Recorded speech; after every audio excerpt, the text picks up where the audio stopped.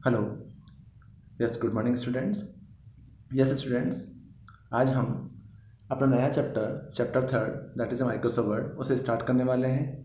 लेकिन उस चैप्टर को स्टार्ट करने से पहले जनरली हम माइक्रोसॉफ्ट वर्ड को स्टार्ट करें उससे पहले डिजिटल डॉक्यूमेंटेशन क्या होता है या एमएस ऑफिस का हम यूज कैसे करते हैं, इसका थोड़ा सा ओवरव्यू, इसका डिस्कशन हम देखना चाहते हैं। तो आज हमारी एक थ्योरेटिकल क्लास है जिसके अंदर इसके ओवरव्यू वगैरह हम डिस्क्राइब कर रहे हैं कि एमएस वर्ड है क्या है, बट एमएस वर्ड से पहले हम किन किन चीज़ों का यूज कर सकते हैं। तो हमारा जो सिलेबस है उस सिलेबस के अकॉर्डिंग हमारे फर्स्ट और सेकंड चैप्टर जो मैंने आपको रीड आउट किया था, सेकंड चैप्टर जो मैंने आपको पढ़ाया था वो नेटवर्किंग का चैप्टर था। अब हमारे इस सिलेबस के अंदर पूरा ही प्रैक्टिकल पोर्शन चल रहा है और उस प्रैक्टिकल पोर्शन के अंदर हमारा सेकंड चैप्टर जो स्टार्ट हो रहा है that is a Microsoft word.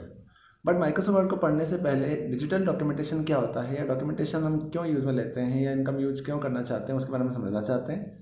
तो बेटा आपको ध्यान होगा कि प्रीवियस क्लासेस से हमेशा हम एक चीज़ समझते आए हैं कि कंप्यूटर सिस्टम एक्चुअल में एक इलेक्ट्रॉनिक मशीन है। जब हम इस इलेक्ट्रॉनिक मशीन का यूज करते हैं तो इस इलेक्ट्रॉनिक मशीन के थ्रू हम डिफरेंट डिफरेंट टाइप के वर्क को इजीली कंप्लीट कर सकते हैं। कि जनरली हम जब सिस्टम का यूज करते हैं तो सिस्टम का यूज हम इसलिए करते हैं कि हम अपने वर्क को ईजी कर सकें।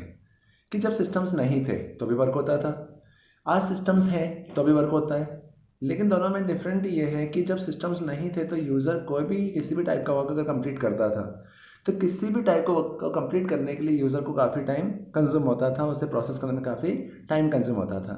तो इस प्रॉब्लम को सॉर्ट आउट करने के लिए हम सिस्टम में मशीन का यूज करने लगे और जब हम सिस्टम में कंप्यूटर सिस्टम का यूज़ करने लगे तो कंप्यूटर सिस्टम के थ्रू हमारी काफ़ी सारी प्रॉब्लम सॉर्ट हो गई और हमारा वर्क बहुत ईजी हो गया और ईजी वे में हम किसी भी टास्क को कंप्लीट कर सकते हैं, इसलिए हम सिस्टम का यूज करते हैं।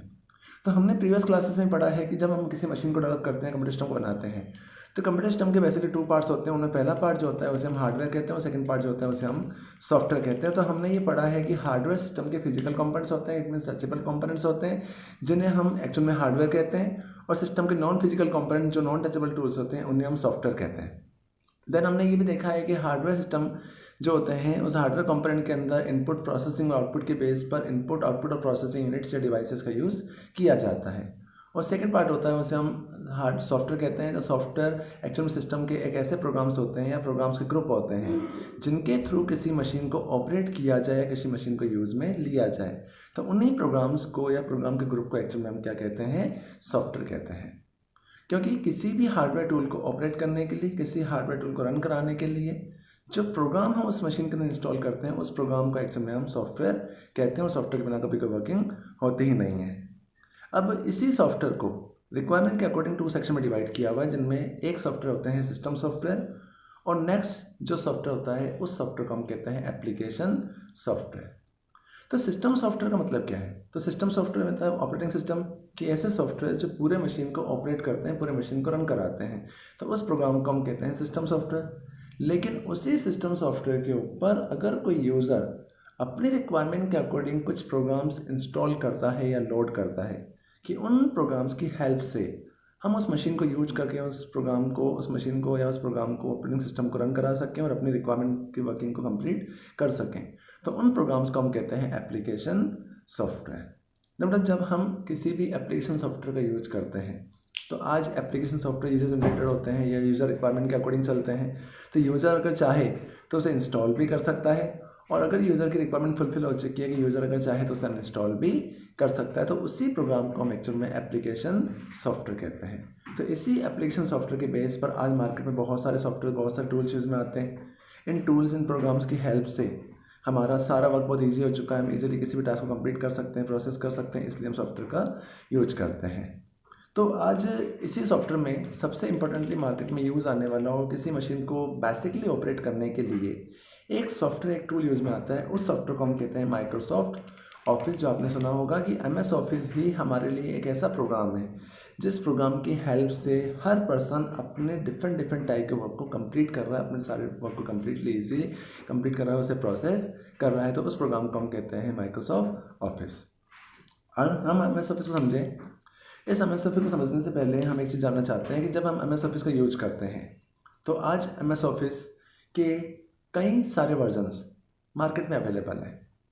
उन्हीं वर्जन्स में ओल्ड बेस पर एमएस ऑफिस का एक वर्जन यूज़ में आता था, उस वर्जन को हम कहते हैं एमएस ऑफिस 2000। एमएस ऑफिस 2000 के बाद मार्केट में नया वर्जन लॉन्च हुआ, उस वर्जन को हम कहते हैं 2003। 2003 के बाद 2007 आया, देन उसके बाद 2007 के बाद मार्केट में 2010 आया, उसके बाद 2013 आया और उसके बाद आज मार्केट में 16 वर्जन का यूज़ किया जाता है।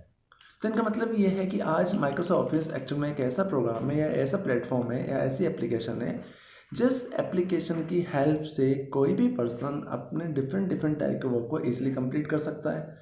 आज हर स्कूल, कॉलेज एक्सेट्रा हर प्लेटफॉर्म के अंदर, हर टाइप के ऑफिस के अंदर, हर टाइप के सिस्टम के अंदर आज MS ऑफिस का यूज़ होता है। आज अगर आप विंडोज़ का यूज़ करते हैं वहाँ भी MS ऑफिस का आप यूज़ करेंगे, अगर आप लाइनक्स का यूज़ करेंगे वहाँ भी MS ऑफिस का यूज़ करेंगे, अगर आप मैकिन्टोश या मैकओएस या एप्पल के सॉफ्टवेयर को यूज़ करेंगे, उसके ऑपरेटिंग सिस्टम को यूज़ करेंगे, वहाँ भी MS ऑफिस का यूज़ करेंगे। इट मीन्स कि MS ऑफिस हमारे लिए एक ऐसा बेसिक सॉफ्टवेयर है जिसकी हेल्प से हम अपने किसी भी टाइप के वर्क को ईजिली कंप्लीट कर सकते हैं। इट मीन्स ऑफिशियली वर्क को कंप्लीट कर सकते हैं।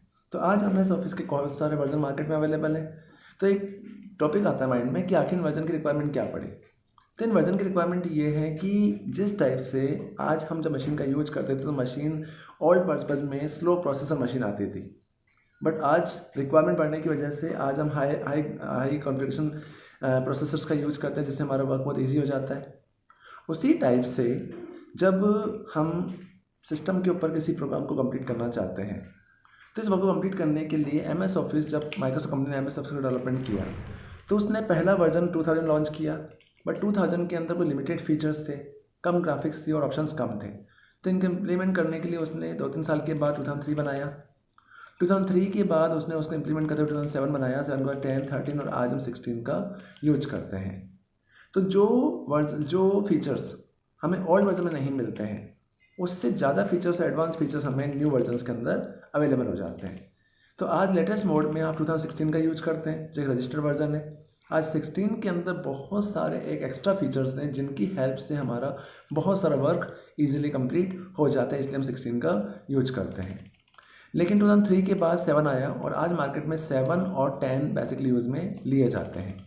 तो अगर आप ऑफिस 7 और 3 या 10 का यूज करना चाहते हैं, जो वर्ड हम यूज कर रहे हैं, जो प्लेटफॉर्म हम यूज कर रहे हैं वो 2010 है, बट आप मार्केट में जाएंगे तो आपको 7 और 10 दोनों ही मिलेंगे। तो अगर आप 7 और 10 का यूज़ करना चाहते हैं तो 7 और 10 प्लस 13 और 16 में ज़्यादा कोई डिफरेंट नहीं है कि इन 10 से ज़्यादा फीचर्स 3 और 16 में हैं, बट 7 और 10 में ज़्यादा कोई फीचर्स नहीं है। बट 7 में हम किसी फाइल को PDF में कन्वर्ट नहीं कर सकते, जबकि ऑफिस 10 के अंदर हम चाहें तो किसी वर्ड की फाइल को PDF में कन्वर्ट कर सकते हैं। तो इस तरह से हम इस वर्जन का यूज करते हैं और MS ऑफिस का यूज़ किया जाता है। लेकिन जब हम MS ऑफिस को इंस्टॉल करते हैं तो MS ऑफिस हमारे लिए एक इंपॉर्टेंट सॉफ्टवेयर क्यों है? क्योंकि आज MS ऑफिस हमारे लिए एक इंपॉर्टेंट सॉफ्टवेयर इसलिए है कि MS ऑफिस को एक सिंगल प्लेटफॉर्म या सिंगल प्रोग्राम नहीं है। MS ऑफिस एक्चुअल में एक ऐसा पैकेज है जिस पैकेज की हेल्प से हम डॉक्यूमेंटेशन वर्क कर सकते हैं, या कोई मैथमेटिकल वर्किंग की एक्सप्रेशन को सॉल्व करा सकते हैं, या कहीं पर कोई प्रेजेंटेशंस वगैरह बनानी तो उस वर्क को कंप्लीट कर सकते हैं, या कोई बुक का पब्लिशिंग वगैरह करानी हो या कोई भी ब्राउज़र के बेस पर कोई वर्किंग करानी हो तो हम इस वाले सॉफ्टवेयर का यूज कर सकते हैं। तो जब आप MS ऑफिस को इंस्टॉल करते हैं तो MS ऑफिस के साथ में बेसिकली 7 प्रोग्राम्स या 7 सेक्शंस कह सकते हैं या पैकेज कह सकते हैं वो इंस्टॉल होते हैं। इन इंस्टॉल में सबसे पहला जो प्रोग्राम यूज़ में आता है उस प्रोग्राम को हम कहते हैं माइक्रोसॉफ्ट वर्ड। कि इट मीन्स कि हमें कोई डॉक्यूमेंट बनाना है या डॉक्यूमेंट की रिगार्डिंग हमें किसी भी टाइप का वर्क को कंप्लीट करना है या कोई रिटर्निंग वर्क करना है, कोई पैराग्राफ वगैरह बनाना है, तो ये सारा वर्क कंप्लीट करने के लिए माइक्रोसॉफ्ट वर्ड का यूज़ करते हैं। माइक्रोसॉफ्ट वर्ड के बाद इसी का सेकंड प्लेटफॉर्म एक्सेल और नेक्स्ट पावरपॉइंट आता है जो हम पहले भी पढ़ चुके हैं कि MS एक्सेल एक्चुअल में टेबल फॉर्मेट है कि अगर हमें मैथमेटिकल फॉर्मेट में किसी एक्सप्रेशन को सॉल्व करना है या किसी भी वर्क को कंप्लीट करना है या टेबल फॉर्मेट में किसी डेटा को मेंटेन करना है तो हम MS एक्सेल का यूज करते हैं। एक्सेल के बाद प्रेजेंटेशंस वगैरह बनाने के लिए, किसी टॉपिक को एक्सप्लेन करने के लिए हम पावरपॉइंट का यूज़ कर सकते हैं और ये सारे तीनों टॉपिक्स मिलकर हमारे सिलेबस में आइडेंटिफाइड है। तो इसका मतलब ये हो गया कि आज जब हम MS ऑफिस का यूज़ करते हैं तो MS ऑफिस एक्चुअल में एक ऐसा सॉफ्टवेयर, ऐसी एप्लीकेशन होती है जिस एप्लीकेशन की हेल्प से कोई भी यूज़र स्मॉल ऑफिस से लेकर बड़ी से बड़ी ऑर्गेनाइजेशन तक अपने वर्क को ईजिली कंप्लीट कर सकता है और हम ईजिली वर्क को कंप्लीट कर सकते हैं, इसलिए MS ऑफिस का यूज करते हैं। तो यही टॉपिक हमारे पास आता है कि आखिर डिजिटल डॉक्यूमेंटेशन का मतलब क्या है। तो डिजिटल डॉक्यूमेंटेशन का मतलब ये है कि आज जो वर्क हम मैनुअली करते हैं उसी मैनुअल वर्क को अगर हम किसी मशीन या किसी सॉफ्टवेयर के थ्रू ऑपरेट करना चाहते हैं तो उसके लिए हम डिजिटाइजेशन के लिए माइक्रोसॉफ्ट ऑफिस या उसके कई सारे जो प्लेटफॉर्म्स हैं उनका यूज़ कर सकते हैं। तो अब चलते हैं कि डिजिटाइजेशन या डिजिटल डॉक्यूमेंटेशन का मतलब क्या है। तो बेटा सबसे पहले माइक्रोसॉफ्ट वर्ड को अगर मैं यूज़ करना चाहता हूँ कि जब मैं एम एस ऑफिस के अंदर मेरा थर्ड चैप्टर जो है that is a Microsoft word है, बट माइक्रोसॉफ्ट वर्ड को समझने से पहले मुझे डॉक्यूमेंटेशन के बारे में आइडिया होना चाहिए, प्लस डॉक्यूमेंटेशन का यूज़ हम कैसे करते हैं, उसमें क्या क्या फीचर्स होते हैं उनके बारे में आइडिया होना चाहिए। तो इसलिए मैं चैप्टर थर्ड के अंदर जो टॉपिक का नेम है that is a digital documentation.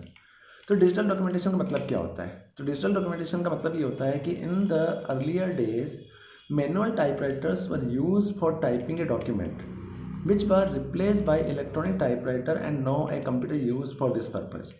कि इसका मतलब ये हो गया कि जब हम कंप्यूटर सिस्टम का यूज़ नहीं करते थे तो आप ये जानते होंगे कि प्रीवियस टाइम पर कंप्यूटर सिस्टम की विदाउट जब कंप्यूटर सिस्टम यूज़ नहीं आते थे तो उस समय अगर हमें कोई डॉक्यूमेंट बनाना है, डॉक्यूमेंट इन द सेंस कि हम अगर एक सिंगल वर्ड लिखते हैं that is not a document, तो मल्टीपल वर्ड्स मिलकर एक सिंगल लाइन बनाते हैं तो उसे हम सिंगल लाइन कहते हैं, that is not a document. लेकिन मल्टीपल लाइन्स मिलकर जब एक पैराग्राफ बनाती है तो उससे बेसिकली हम एक्चुअली में डॉक्यूमेंट कहते हैं। तो प्रीवियस टाइम पर जब हमारे पास कंप्यूटर सिस्टम्स वगैरह अवेलेबल नहीं थे तो उस समय अगर हमें कोई भी ऑफिशियल वर्क करना है या किसी भी टाइप का पेपर टाइप कराना है, कोई एप्लीकेशन, कोई लेटर, कोई भी डॉक्यूमेंट अगर हमें क्रिएट करना है तो डॉक्यूमेंट वगैरह बनाने के लिए हम टाइपराइटर का यूज करते थे, जिससे हम टाइपिंग करके सारे वर्क को कंप्लीट करते थे। लेकिन प्रॉब्लम ये जनरेट होती है कि जब आप इन तरह के सॉफ्टवेयर्स का या टाइपराइटर का यूज़ करते तो टाइपराइटर में तो कई सारे इश्यूज जनरेट होते थे कि हमें इतने अच्छे फीचर्स, इतनी अच्छी फ्लेक्सिबिलिटी हमें अवेलेबल नहीं हो पाती थी कि हम अपने वर्क को ईजिली कंप्लीट कर सकें। तो इन्हीं प्रॉब्लम को सॉर्ट आउट करने के लिए कंप्यूटर सिस्टम का डेवलपमेंट किया गया और इस कंप्यूटर सिस्टम के अंदर उस वर्क को डिजिटली मोड में या कंप्यूटराइज वे में डिफाइन करने के लिए डिजिटल डॉक्यूमेंटेशन का यूज़ किया गया। तो word processing, data processing, communication, presentation are the most common activity perform in the M S office. कि आज जब हम एम एस ऑफिस का यूज करते हैं